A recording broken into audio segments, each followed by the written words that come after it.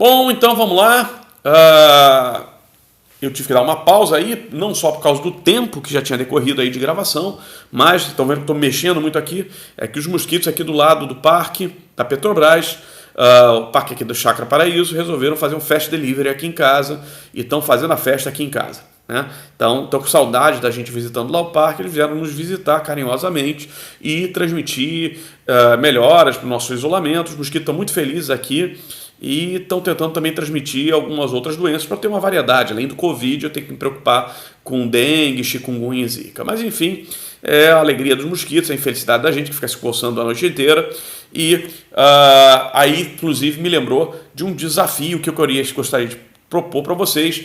Quem diabos foi o pianista Manolo Cabral? Alguém acha alguma gravação do pianista Manolo Cabral, que é o homenageado do parque ali da Petrobras, da Chácara Paraíso, e até hoje eu procurei muito e não achei nenhuma gravação desse pianista capixaba, que, para ser homenageado, deve ser alguém que fez alguma gravação interessante de música que eu gostaria de muito conhecer. Tirando esse desafio, vamos voltar à nossa aula. Já vimos na aula anterior toda a parte de direito material da alienação fiduciária, vimos o regime jurídico próprio da alienação fiduciária, vimos quando se trata de bem imóvel, principalmente o Decreto-Lei 911/69, quando é bem imóvel, a Lei 9.514/97. Né? Vimos que não só essas leis principais, também o Código Civil 1361 ao 368B, e tem aí uma mudança recente, importante, quando se trata de bem imóvel, na Lei 13786.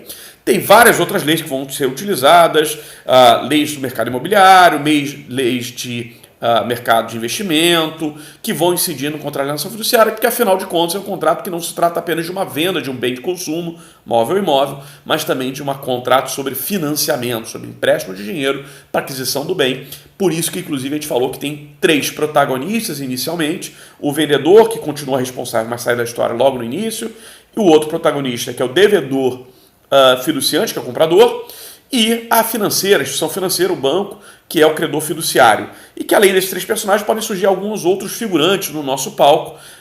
Pode ter um outro credor fiduciário, pode ter fiador avalista, tem a questão do cônjuge companheiro, tem a questão da possibilidade de um terceiro adquirente que pode suceder o contrato, suceder a posição contratual. No meio da história lá do contrato pode haver uma venda por contrato de gaveta, que é ilegal, ou uma situação de aquisição correta, com a devida autorização do credor fiduciário desse contrato.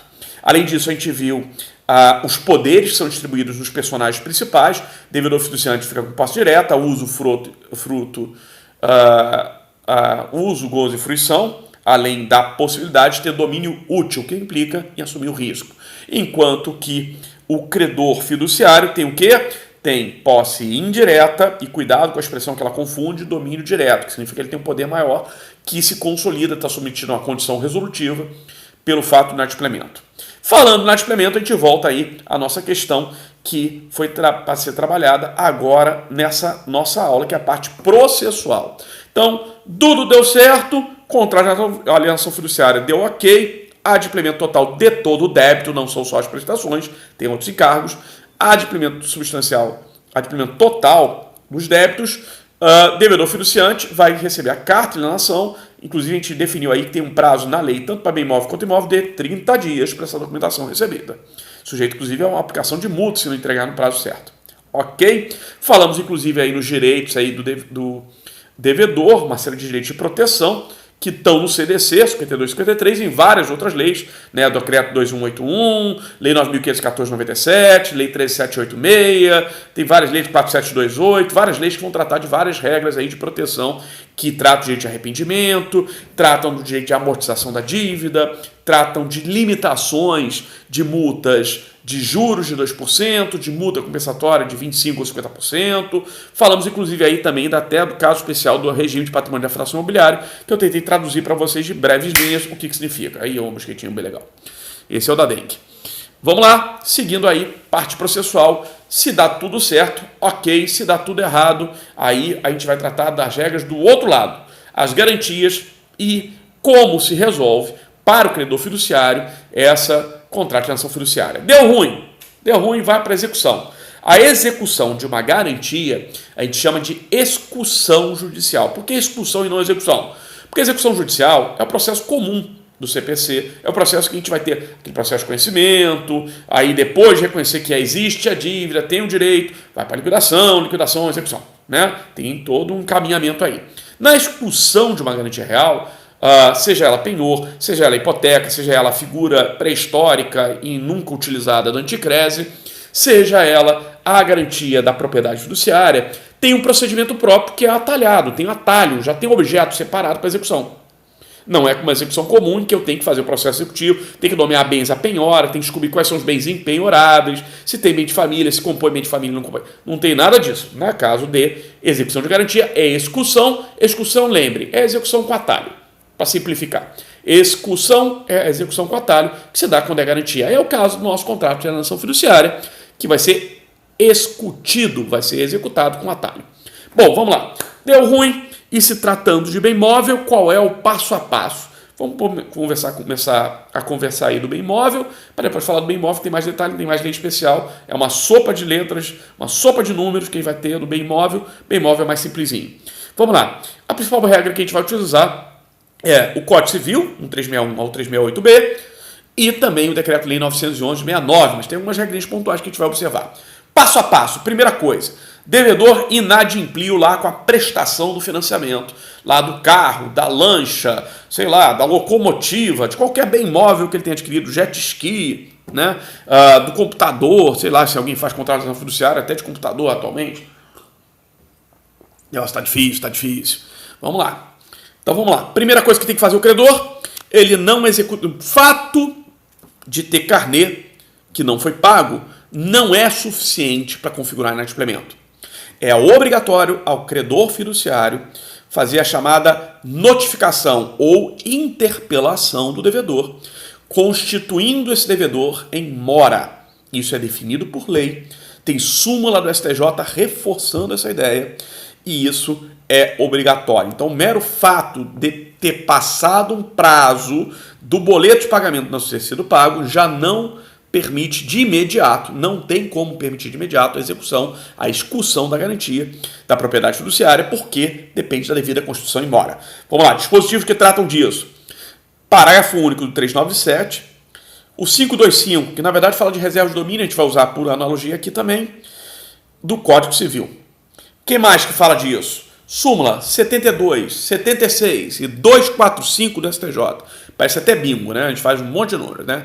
72, 76 e 245 do STJ. Vamos lá, quem bingou na cartela aí. Quem mais? Artigo 2º, parágrafo 2º e 3º, Decreto-Lei 911 de 69, que é o decreto que trata especificamente da alienação fiduciária de bem imóvel. Todos eles determinam credor, para poder executar, não basta o inadimplemento como fato, tem que ser feita a interpelação, a notificação para a constituição em mora do devedor. E essa notificação, como é que ela é feita? Ela tem que ser pessoal. Começo de conversa, se o devedor é uma PJ, como é que ela é feita? Regrinha lá do CPC, Código de Processo Civil. 248, parágrafo 2º. Não, é para o gestor, né? É para o sócio.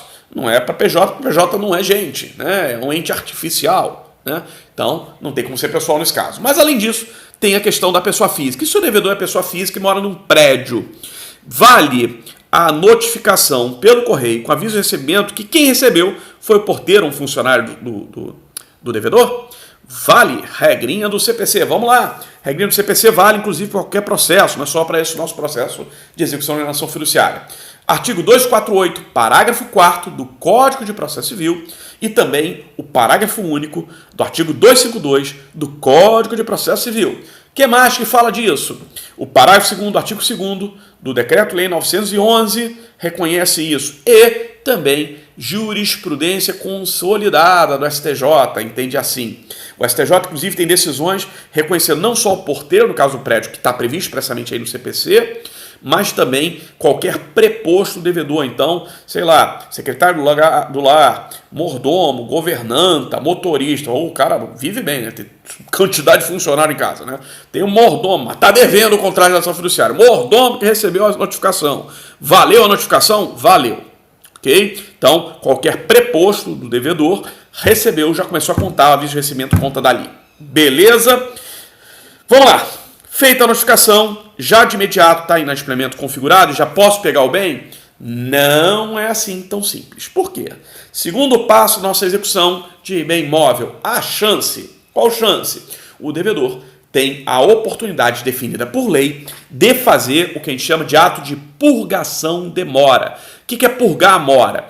Pagar o que está devido, em atraso, com os seus acréscimos. Então ele vai pagar o vencido, mais juros, que é um pagamento de frustração de lucro do outro, porque não recebeu em dia, mais multa de cláusula penal moratória, mais eventuais encargos que teve de cobrança, inclusive judiciais de cobrança, de enviar correspondência, do aviso de recebimento, todo esse âmbito aí de cobrança vai ser dado, inclusive aí a atualização financeira que por acaso incida por causa do decurso de tempo.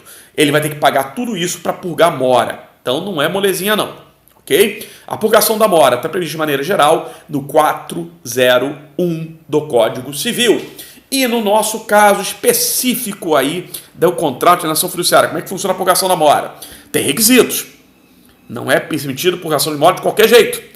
Para que seja feita a purgação da mora, tem que estar no prazo, primeiro requisito. Prazo definido em lei de 5 dias, artigo 3º, parágrafo 1º, Decreto-Lei 911 de 69. O que mais que tem que ter? Segundo requisito, tem que o devedor já ter adimplido, no mínimo, com 40% do valor do contrato. Por quê? Súmula 284 do STJ. Porque senão o devedor fiduciante começa a atrasar pagamento, deixar de adimplir o pagamento logo no início do contrato. E aí, o STJ, e havia já regras no Decreto-Lei 911 nesse sentido, entende que o requisito é feita a constituição em mora, tem 5 dias para purgar mora, mas não basta atual prazo. Tem que realmente ter adimplido razoavelmente com o contrato para permitir dar essa chance. Beleza, então? Então, primeiro passo, constituição em mora, interpelação judicial ou extrajudicial, correio com aviso de recebimento. Não precisa ser pessoal. Beleza? Segundo passo, a chance. Pode acontecer a purgação da mora se presente os requisitos e o próprio devedor tiver interesse e dinheiro para fazer isso. Vamos lá? Terceiro passo. Qual é a ação cabível? A ação cabível é a ação de cobrança com uma liminarzinha legal de busca e apreensão em tutela de evidência. Então, o credor já manda o oficial de justiça, muitas vezes inaudita alterar parte. O que é isso? A liminar já vai sem o réu do processo ter ciência que já tem o processo de cobrança. A liminar da busca e apreensão já vai. O oficial de justiça vai na casa do sujeito para tentar pegar o bem de volta. Né? Quando é veículo, isso aparece como bem problemático. Né? A gente já viu lá em TGC aquela figura lá do sujeito que faz o golpe Pokémon. Né? O cara financia a aquisição do carro, depois alega que foi furtado, roubado, e esse carro, na verdade, depois é alterado, remarcado, alterado o chassi, aparece até em outra cidade interior, lá para dentro do Centro-Oeste. Né? Ou vai parar lá no Paraguai. Enfim, tem um monte de golpista disso. Então, por isso que normalmente a gente faz uma busca e apreensão na liminar por tutela de evidência inaudita alterar parte, tá? Para tentar pegar em flagrante, segurar o objeto que foi dado em garantia e que está inadimplido do seu pagamento. Mas, muitas vezes não funciona isso, né? Vamos lá para a regrinha processual dessa busca e apreensão.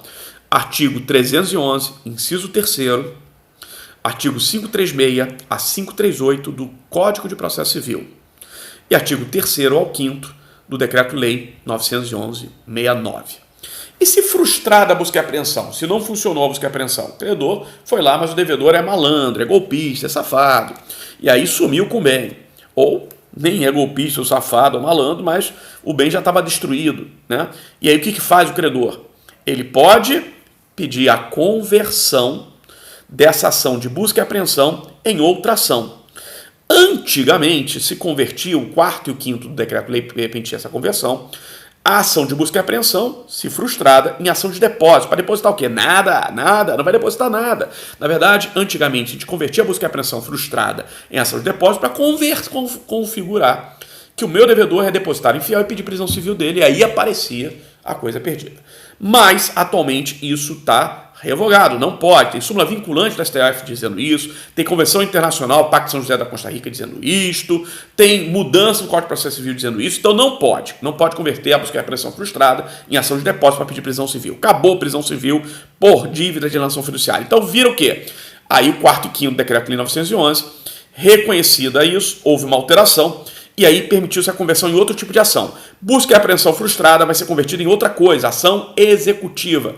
Para quê? Para permitir que o credor peça frustrada a busca e apreensão, que o oficial de justiça já faça a nomeação de bens, a penhora de bens do devedor para execução, para satisfação do crédito dele. Então, o credor já tem, no caso de busca e apreensão frustrada, o objeto da garantia não apareceu, ele já manda penhorar o que tem de objeto livre, alienável, o que não é impenhorável, segundo as regras do Código de Processo Civil, para poder satisfazer o crédito dele, uma vez que a propriedade judiciária não conseguiu garantir a dívida. Beleza? Então, onde é que está essa conversão da busca e apreensão em ação executiva? Artigos 4º e 5º do Decreto-Lei 911/69 e o artigo 101 da Lei 13.043, 13.043 de 2014, também lei recente, que fez essa alteração do Decreto-Lei. Vamos lá. O que mais que vai acontecer? E aí, para entender um pouquinho na prática, em se tratando de veículo que desapareceu, também há uma outra medida que é mais que administrativa, mas é feita pela via judicial, que é fazer um registro no RENAJUDE, né, que é o registro nacional aí que tem de convênio da Justiça com o Detran, para que em qualquer operação, em qualquer fiscalização, encontrado o veículo que estava sendo financiado, ele seja retido, tá? Então, vai se registrar aí no RENAJUDE para garantir a própria execução. E aí, isso também está previsto em lei, artigo 3º, parágrafos 9º ao 15º. Então, o artigo 3º tem vários parágrafos, né? Então, parágrafos 9º ao 15º, 9º ao 15º, do artigo 3º do Decreto-Lei 911/69, tá? Outra coisa que também é de natureza prática, importante que o credor faça, é o bloqueio de conta do devedor. Lembra que ele converte a busca e apreensão frustrada em ação executiva. Ele precisa de bens para penhorar. Então, uma coisa que ele pode executar também são as contas do devedor. Obviamente, tem uma limitação, né? Até 40 salários mínimos em conta não pode, porque aí tem um bloqueio lá da CPC, da regra da impenhorabilidade, mas, de modo geral, a gente tenta bloquear para que se as contas que apareçam no CPF do devedor, para tentar executar a nossa dívida. Aí é outro também sistema, é o Bacenjude. Vocês vão ver isso com mais calma, possivelmente com o professor de processo civil. Beleza? Vamos seguir. Pode gerar, inclusive, esse processo aí, da busca e apreensão frustrada, a entrega do objeto não se deu, pode gerar, inclusive, um pedido de multa cominatória. Eu não posso pedir a prisão civil, mas eu posso converter em ação executiva, tomar medidas de penhora online, RENAJUDE, Bacenjude, e eu posso, inclusive, pedir que se estabeleça uma obrigação de entrega por sentença sujeita à multa cominatória. A gente vai ver isso no 311, inciso 3º, 497, 536 e 537 do CPC. Então, a busca e apreensão frustrada vira ação executiva. Eu posso pedir cadastramento RENAJUDE, Bacenjude, eu posso pedir conversão aí da ação executiva com a ação cominatória para forçar a entrega. A única coisa que eu não posso mais pedir é prisão civil. Beleza? Dúvida do passo a passo bem móvel? É bem rapidinho, né? Facinho. Vamos resolver essas dúvidas aí na segunda e na quinta-feira. Passo a passo bem imóvel. Passo a passo bem imóvel é um pouco mais complexo, tem mais detalhamento. Para começo de conversa, o inadimplemento, no caso de alienação fiduciária de bem imóvel, o processo não se inicia de imediato. E aí, por que isso não pode ser feito de imediato? Porque a lei determina que quando se trata de bem imóvel financiado, só se considera passível de execução após 3 prestações inadimplidas. Não precisam necessariamente ser sucessivas, mas 3 prestações inadimplidas é que permite a execução do credor. Antes disso, não. Então, não é incomum devedor de alienação fiduciária, de financiamento de casa própria, de imóvel ou de lote imobiliário, ficar sempre devendo pelo menos 2 prestações.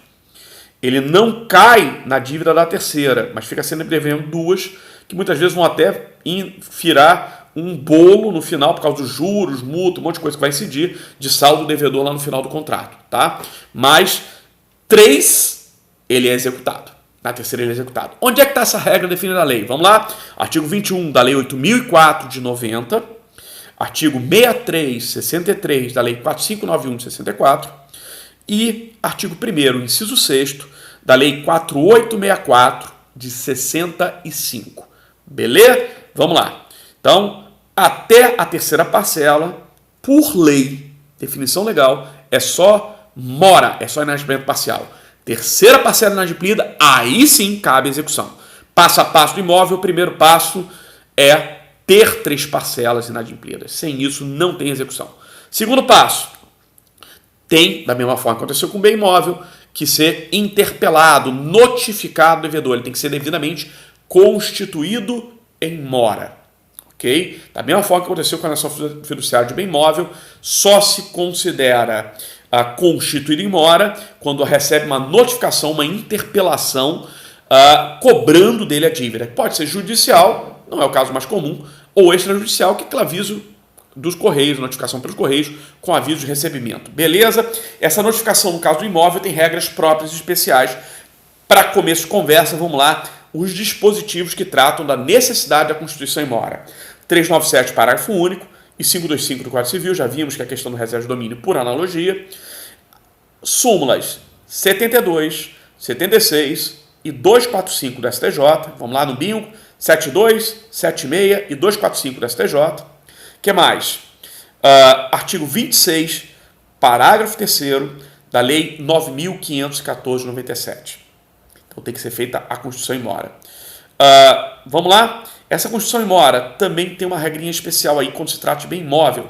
Tem que ser duplamente notificado, não basta uma só notificação, tem que notificar 2 vezes. Por quê? Súmula 199 do STJ, Superior Tribunal de Justiça, mais 26, parágrafo 3º da Lei 9.514 de 97, estipula esse requisito a mais. Constituição em mora, a notificação de interpelação, dupla.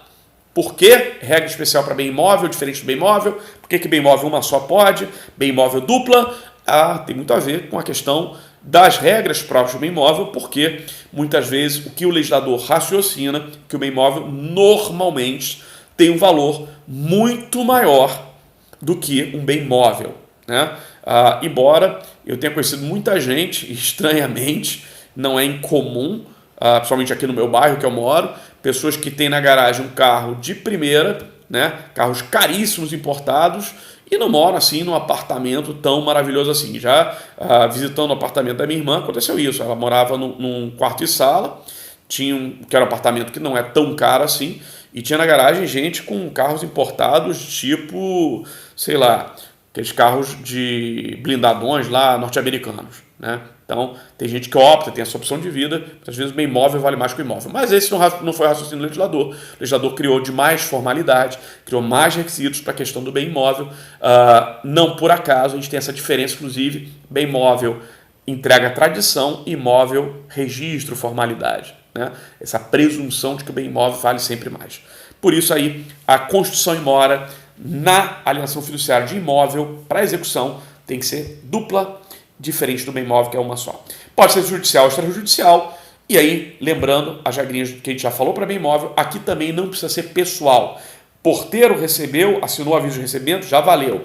Empregado doméstico, mordomo, governanta, sei lá, você mora numa mansão de novela mexicana, também é preposto seu, também aceitou, né? Regrinha lá do CPC, né? O 248, parágrafo 4º, o 252, parágrafo único CPC, e regrinha aí também presente na Lei 9.514 de 97, 26, parágrafo 3º, fala disso também. Posso seguir? Vamos lá? Outra coisa que a gente vai ter diferente aí do imóvel para o móvel. Essa notificação não basta ser para o devedor, não. Quando se trata de imóvel, entra uma outra figura, uma figurante da nossa história, que a gente já falou lá no direito material, que aparece na execução também. O cônjuge ou o companheiro também tem que ser notificado, também tem que ser interpelado. Tem juiz que aceita, só o devedor, tá? Porque é quem estava no contrato, era a figura do direito material. Mas melhor será, mais correto será e não correrá riscos processuais se fizer, além da notificação dupla, fazer notificação para o casal. Se o cara é casado ou está em união estável, se a mulher é casada ou está em união estável, é importante também notificar em comunicação. Mesmo endereço? Não interessa, é mesmo endereço. Notifica os dois, tá? Com aviso de recebimento, cônjuge também. E aí você tem até súmula que ampara isso, a súmula 134 do STJ, Superior Tribunal de Justiça. O artigo 843, parágrafo 2º do CPC vai falar dos efeitos processuais para o cônjuge. E o 647, inciso 1º do Código Civil, que fala a questão da outorga conjugal quando se trata de imóvel, né? A não ser, no caso especialíssimo, a regime de separação total de bens, mas não é o mais comum. O cuidado que o credor tem que fazer é logo mandar para os dois, comunicação mesmo sendo o mesmo endereço, dupla notificação e para os dois do casal, um para cada um do casal, para evitar problemas processuais, conseguir que a execução siga sem maiores intercursos, não tem embargo de terceiro, não tem nenhuma encheção de saco. Vamos lá. Terceiro movimento, mesma coisa que aconteceu bem imóvel, aqui também vai acontecer bem imóvel. Chance, qual é a chance do devedor? Evitar a perda do bem por meio da purgação da mora, que a gente já viu que a regra geral é o 401 do Código Civil, que trata a purgação da mora. Que aqui também, no bem imóvel, como aconteceu no bem imóvel, tem requisitos. Tem prazo, tem adimplemento mínimo. Prazo para bem móvel a gente viu que é 5 dias, para bem imóvel é outro. Lembra? Imóvel sempre entende-se que a formalidade tem que ser maior, requisito maior, proteção maior, porque se presume ter valor maior. Prazo como requisito para purgação da mora, evitando aí a execução da garantia fiduciária, é de 15 dias. Vamos lá, onde é que está escrito isso? 26, parágrafos 1º e 7º, parágrafos 1 e 7 do artigo 26 da Lei 9.514/97. Sendo que também tem que ter adimplido mínimo. Adimplido mínimo de quanto? 40% do contrato, é a mesma súmula do móvel, é a súmula 284 do Superior Tribunal de Justiça, STJ. Tendo que o inadimplemento ter ocorrido só nos últimos 90 dias, artigo 1º, inciso 6º, da Lei 4864/65, e esse devedor, para evitar, para fazer a purgação, avisando que vai fazer a purgação, tem 24 horas para fazer o depósito, artigo 3º da Lei 5741 de 71. Vamos lá. Quarto movimento, mesma coisa que a gente fez no bem imóvel, qual é a ação? Qual é a ação cabível?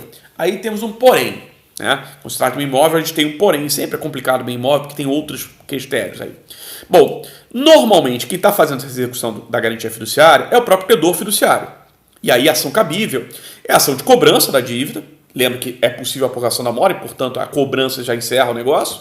Mas já se pede normalmente também, da mesma forma que a gente fez no bem imóvel, a ação executiva de cobrança mais busca e apreensão, aqui também tem uma liminar que a gente pode pedir, que é a ação de cobrança com a liminar de reintegração de posse. Ok? Vamos lá? Artigos que tratam disso. 26 e 27 da Lei 9.514/97 e artigo 554 ao 566 do CPC, que vai tratar da ação possessória de reintegração de posse. Beleza? Vamos seguir? Resultado dessa ação de cobrança com reintegração de posse, se houver o resultado positivo para o credor, execução da garantia fiduciária, o sujeito tem que sair do imóvel. E aí, cabe um mandado aí de despejo? Não. Por que não é mandado de despejo?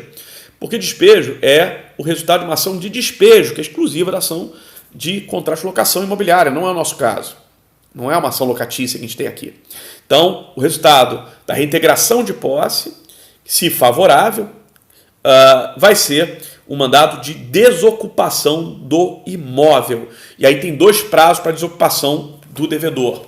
Se ele já não está na posse direta, ele está com posse meramente direta, ele já saiu do imóvel, ele tem 10 dias para entregar a documentação, chave e o resto.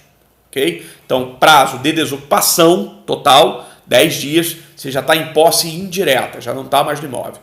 Se ainda está no imóvel, está morando lá, ele tem um prazo mais dilatado para ele arrumar a mudança dele, e aí o prazo é de 30 dias para cumprimento do mandado de desocupação. E se não fizer isso no prazo, corre risco de ter que pagar a multa. Tá? Então tem aí regra própria aí. Bom, isso é seu credor fiduciário. Mas tem outra possibilidade, pode parecer estranho, mas tem outra possibilidade.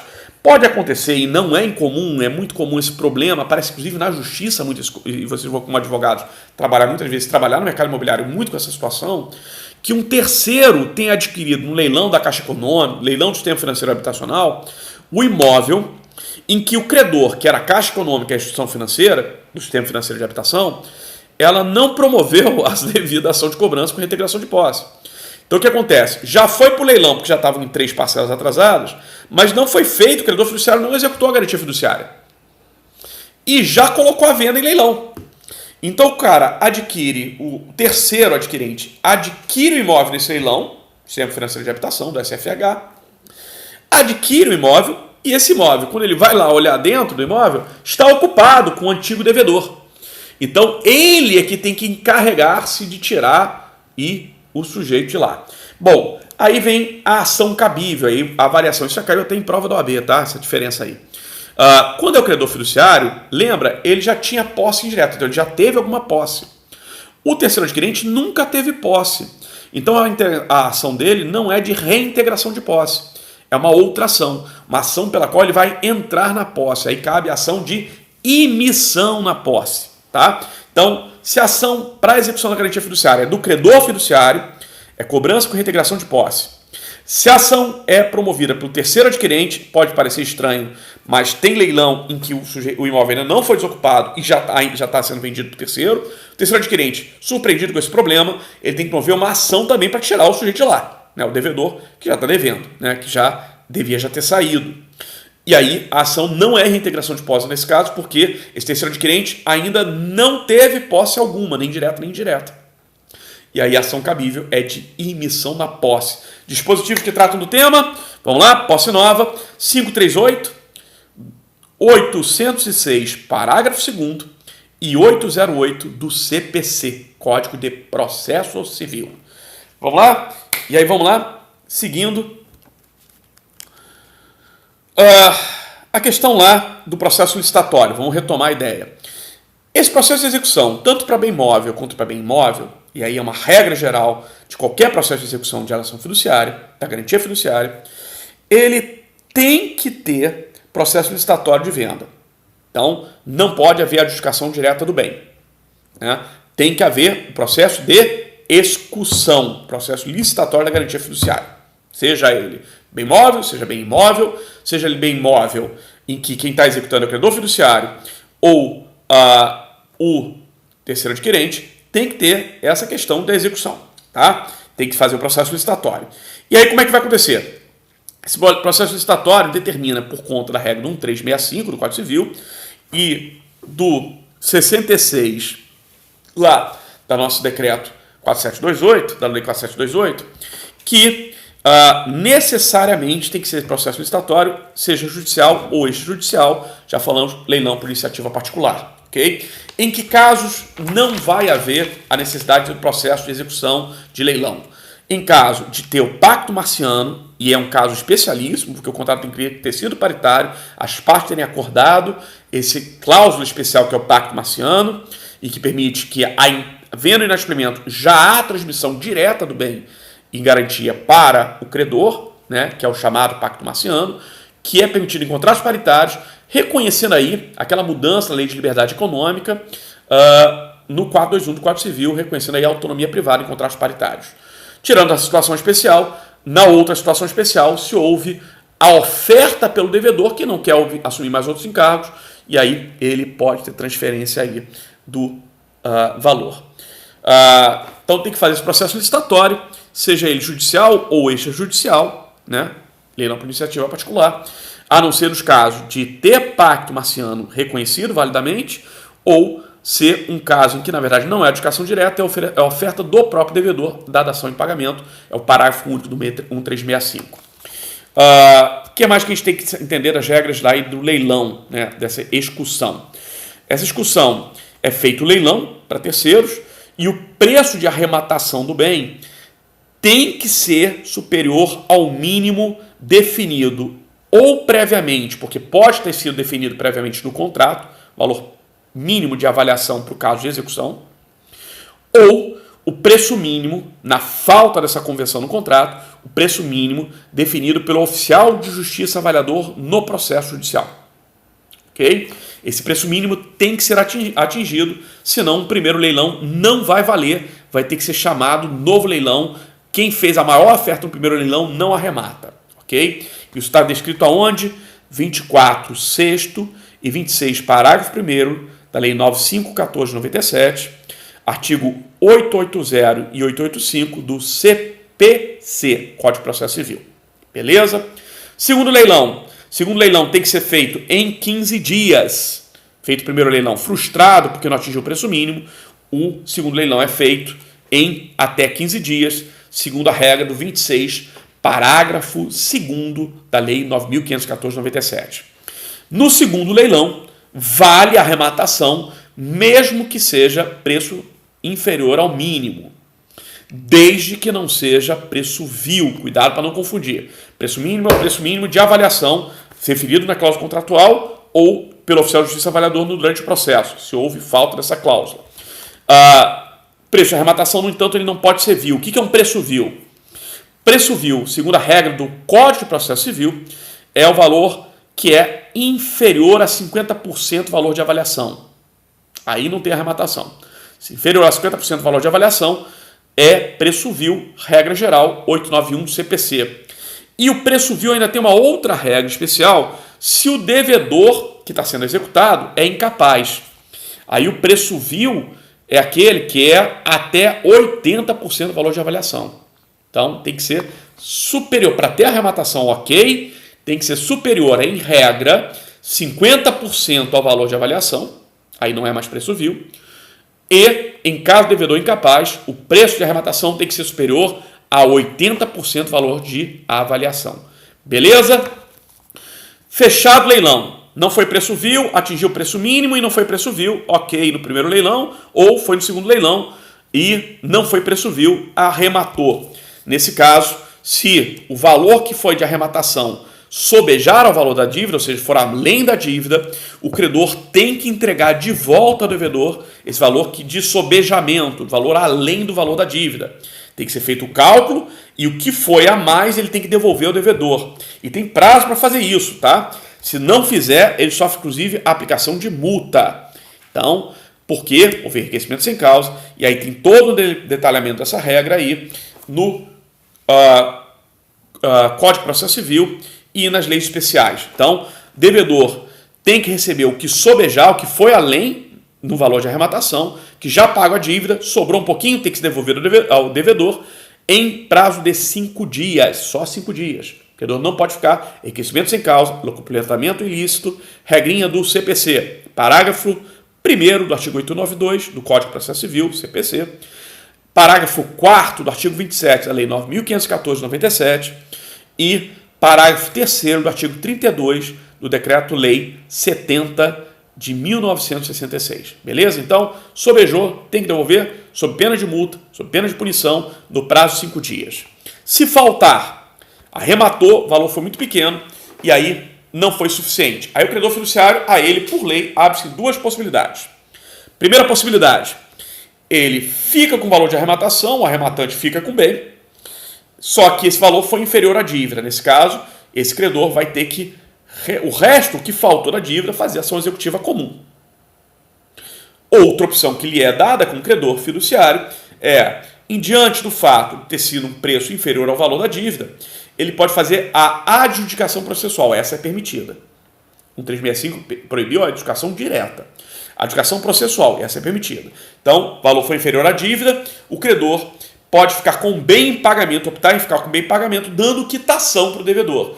Por que nesse caso é permitida a adjudicação do bem, ficar com bem para o credor? Porque agora é vantagem para o próprio devedor. Por que é vantagem para o devedor? Porque se ele não aceitar isso, ele vai ser executado do restante do patrimônio que tem livre dele. E aí, inversamente, em vez disso, ele já tem uma quitação só entregando o bem em pagamento. Então, para ele é vantagem se o credor pode querer ficar. Por que o credor pode ser interessante para o credor? Porque o credor tem mecanismos de execução, tem mecanismos de venda, e ele sabe que o valor de mercado do bem móvel ou imóvel é um valor maior do que foi o de arrematação judicial. E ele pode, portanto, preferir ficar com a adjudicação processual, ficar com o bem e tentar vender no mercado aberto, do que simplesmente pegar aquele valor que foi insuficiente para cobrir a dívida e tentar executar um devedor que já está ferrado. Né? É um devedor que muitas vezes só tem bens empenhoráveis, que é bem de família. Então, para ele pode ser mais vantajoso também que um credor. Então, pode ser bom para ambas as partes. E aí, no lugar de apenas ficar com valor, o credor pode optar pela adjudicação processual, prevista onde? 27, parágrafo 6º da Lei 9.514 de 97. Podemos seguir aí? Algumas questões aí do leilão também importantes. O devedor fiduciante está sendo executado. Né? Tem até um caso aí conhecido de uma situação que tivemos aí numa escola que tem aí em Santa Lúcia, que aconteceu uma situação semelhante. Okay? O devedor fiduciante foi executado e aí o imóvel está indo para execução, não foi paga a prestação, foi para execução e nesse caso foi para leilão. O devedor fiduciante não pôde exercer a purgação da mora, não teve prazo, não teve dinheiro naquela época, ou não tinha adimplemento mínimo de 40%. Não teve a purgação da mora no processo aí prévio à execução processual. Foi para execução, foi para o pau mesmo. Foi para execução. Neste caso, o devedor fiduciante perdeu o direito de pegar o bem? Não. Por quê? A lei é clara, tanto o CPC quanto as leis especiais reconhece que ao devedor fiduciante, até a arrematação, até em segundo leilão, o devedor fiduciante pode oferecer pagamento para retomar o bem dele. Pode praticar o que a gente chama de remissão, com C cedilha no final, tá? Para não confundir com remissão com 2S, que é o perdão da dívida. Remissão com cedilha é o pagamento da dívida, né? Ou o pagamento na arrematação. Então, se o segundo leilão deu lá um valor do imóvel que está sendo executado meu de 200 mil, o terceiro arrematante ofereceu 200 mil. Eu, como tenho preferência, eu posso oferecer os mesmos 200 mil dele e ficar com ele. Porque eu tenho preferência legal nessa atuação de ato de remissão da dívida. Ok? Isso está previsto aonde? 902 do CPC, 26A, parágrafo 2º, 27, parágrafo 2º da Lei 9.514 de 97 e o artigo 8º da Lei 5741 de 71. Beleza? É isso aí. De processo, é isso que a gente tinha para falar. Tem outras questões aí de preferência do fiador, preferência do cônjuge, mas são outras preferências dos personagens que são figurantes no nosso ato principal. A preferência mais importante é o devedor fiduciante. Lembrar que ele pode praticar o ato de remissão com C cedilha, não confundir com remissão com 2S, que é outra coisa, é outro instituto jurídico. Ok, acho que a nação fiduciária a gente conseguiu cobrir aí bastante coisa. Acho que agora vocês já estão bem safos, já sabem fazer uma compra e venda tanto comum de bem imóvel quanto de bem imóvel, como por contrato estimatório, por contrato de permuta, por contrato financiado de alienação fiduciária de bem imóvel a imóvel, e sabe as consequências e os direitos de vocês, que acho que é o mais importante para a vida prática da gente. Ok? Abraço, até outra. Segunda-feira a gente se vê ao vivo e a cores.